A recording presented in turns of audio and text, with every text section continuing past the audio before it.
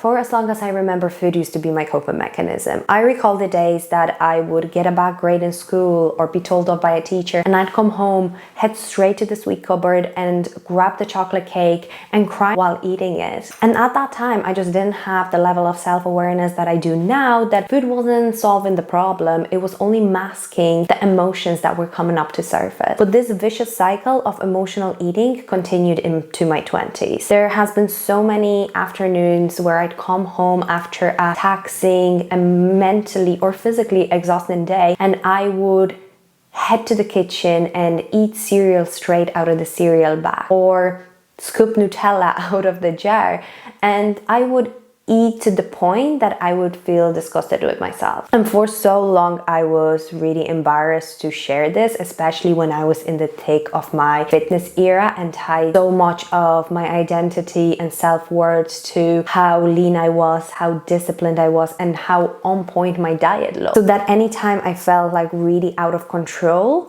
I felt like I'm really failing myself and maybe failing everyone else around me. So look, if you constantly feel like you're self-sabotaging and food is the only thing that feels like a relief from being stressed or overwhelmed, you're not alone. And over the years, the more women I worked with to heal their relationship with food and balance their hormones, the more I saw how common emotional eating actually is. So today I want to share with you what I've learned about why this actually happens, what's happening in our body at that time, and some strategies that have worked for me and might actually help you beat that emotional eating cycle. Firstly, I want us to be clear on what stress eating, or more broadly used, emotional eating is. Emotional eating is using food to comfort yourself, to dull a painful emotion, or to distract yourself from feelings that you feel like you're incapable of handling. It is using food to fill emotional needs as opposed to your stomach and physical hunger. Unfortunately, emotional eating doesn't fix anything, because at the end of the day, the emotion still exists, but now you're feeling guilty for overeating. I don't believe that food exists solely for fuel or to keep us alive. It is connection, enjoyment, culture, and there's going to be so many times that you're going to eat past fullness and not out of physical hunger. However, if food is used as the only coping mechanism, such as heading to the fridge or the cupboard when you're feeling sad, angry, or overwhelmed, then it keeps you stuck in this cycle, never really addressing the emotion or the problem at hand.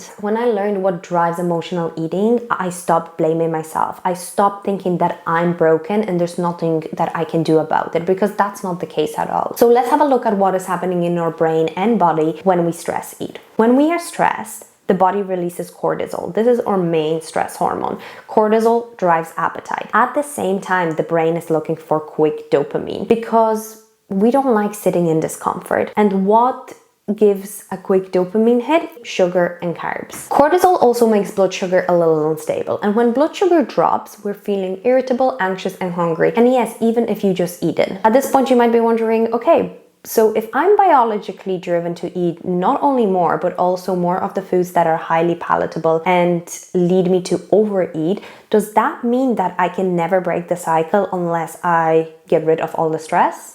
And then what about all the other emotions that make me eat? Sadness, loneliness, boredom. Well, you'd be glad to hear that you can completely stop emotionally eating and gain control over food. The first strategy that has helped me was distinguishing between physical hunger and emotional hunger. Physical hunger usually comes on gradually. Normally, you can wait a little until you get your food. You're also open to options. Various alternatives sound appealing to you. You usually feel satisfied when you have eaten and don't feel guilty after having a meal. On the other hand, emotional eating comes on gradually. It's this urgent need to eat something. With emotional eating, you crave specific foods. So no longer different options sound appealing, but rather you want something sugary or fast food that gives you this quick rush. It often looks like mindless eating. So opening a bag of crisps and next thing you know, the whole bag is gone. It leads to guilt, shame, or regret. To help me distinguish between physical and emotional hunger, I started to ask myself this question. If someone were to offer me an apple right now, would I say yes?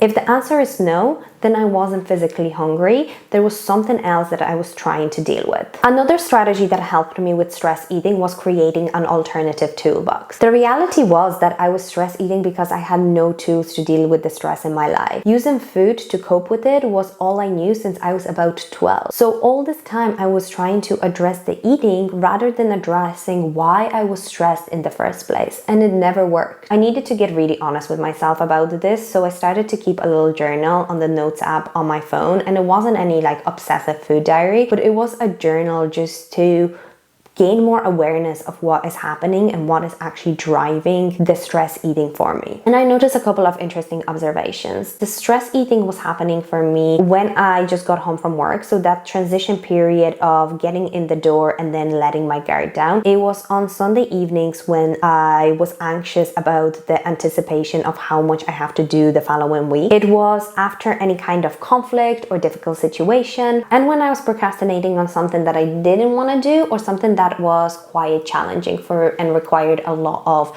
mental capacity. Your stress eating triggers could be totally different to mine, but I bet you that if you keep note of what is happening, then you will notice a pattern. But it wasn't enough to understand the stress cycle or even the triggers, although that was a really good step. I still needed alternative tools to deal with the stress at hand. This is where the toolbox come in. For each trigger, I would identify a healthier coping mechanism. So that transition period from work to home, instead of heading straight into the kitchen and raiding the sweet cupboard, I would go for a hot shower and change into my comfies. Or the Sunday evening anxiety that I felt around how busy the following week is going to be, I brought myself into the kitchen to bake some nutrient-dense treats because I personally find baking so therapeutic. After a conflict or a difficult conversation, I would head into my room, grab my journal, and literally word vomit on what has been in my brain, even if it didn't make much sense. And when I found myself procrastinating and the immediate urge was to go and grab a snack, I would actually go for a quick 10-minute walk without my phone to just clear my head and get the blood flow going. And just like my triggers might not look like your triggers, the tools that I use might not work for you. This isn't a copy and paste formula, but more so an illustration on how an alternative toolbox to dealing with emotional needs other than food works in practice. So I encourage you to create your own toolbox. And the beauty of this toolbox is that it's not only a healthier coping mechanism for stress, but it's also for any other emotion that leads to emotional eating. Another strategy for emotional eating is what I call serve the urge. This is about creating space between urge and the action. What I found was that I was going from stress to eating in about 3 seconds. There was no pause, there was no conscious thought. It all just felt rushed and automatic. So I started to use this 10-minute rule. Anytime that I felt the urge to eat, I would just pause, put on a timer for 10 minutes, and I would tell myself that I can have whatever I'm craving, but I gotta give myself this 10 minutes. And then I'd go and do something else, whether that's going for a walk, calling a friend, or just lying on the couch and staring at the ceiling. And you know what? Half the time, the urge would just pass. And even if it didn't, at least now I'd be more in a responsive phase rather than reactive phase. I could make a more mindful and conscious decision on what I wanna eat that's not just automatic and without any thought process. And there's this other thing called HALT. HALT. Hungry, angry, lonely, tired. So I started to ask myself, am I hungry? If hungry wasn't the answer, then food wasn't going to solve the problem. If I'm tired, I need rest. Probably need to go to sleep or have a nap. If I'm lonely, I need to call a friend or see a friend. And if I'm angry, I need to journal or do some guided breathwork exercise. Food works, but only temporary. It doesn't actually meet the need. So I figured that if I can pinpoint what exactly do I need in the moment, then I can give myself that instead of turning to food. And as a bonus strategy, what I found worked for me, especially in the initial days where I found my emotional eating cycle become more common, was to set up my environment in a way that is going to work for me and not against me. If I make highly palatable food easy to access, like for example, if there is a jar of Nutella or a jar of peanut butter staring right in front of me, when I'm stressed as fuck, like this is the first thing that I'm going to grab. If it's not as easily accessible, then naturally I'm just not going to eat it with this urgency, right? So I stopped having these highly triggering, highly palatable foods that I know that I tend to overeat on readily accessible. And I'm not saying this is a long-term strategy or a strategy that should be used solely, because realistically speaking, there are going to be moments where you're going to be around foods that you feel sort of out of control. And this is about addressing more of the bigger issue around your relationship with that food. But you can create a barrier alongside using the other strategies that I mentioned, such as alternative toolbox or the HALT method, where the barrier is just this additional effort that you have to go to get that food. For example, if again you're super stressed, overwhelmed, or anxious, and you get this urge to eat Ben & Jerry's ice cream, if Ben & Jerry's ice cream aren't in your freezer, it's not about restricting yourself completely from it or telling yourself you can't have it, because the more you do that, the more you will want it. But in order for you to get it, it means that you have to get into your car, drive to the shop, buy the ice cream, come home, and then have it. And by the time that you get into the car and drive to the shop, you might have allowed the urge to flow through. Just think of the cravings urge like waves. They rise and they fall all the time. And at that point, you might not even want that thing. And if you want that thing, again, you're making a choice that is responsive and not reactive. And another thing that really helped me with setting up my environment is doing some strategic meal planning and prepping. Because if certain emotions rise and I do want to just grab food, I'm going to grab what is quick and convenient. But when I have a strategy of how my meals are looking for the day, for the week, then I can set up my fridge, my cupboards to have the foods that are more balanced, more nutrient dense. And then if I'm likely to grab food in general and it's more of a balanced and nutritional choice, it doesn't send my blood sugar in a haywire that only causes me to want to eat more and more and more, to the point that I feel sick, I feel disgusted with myself. Making healthier alternatives, more balanced and nutrient options,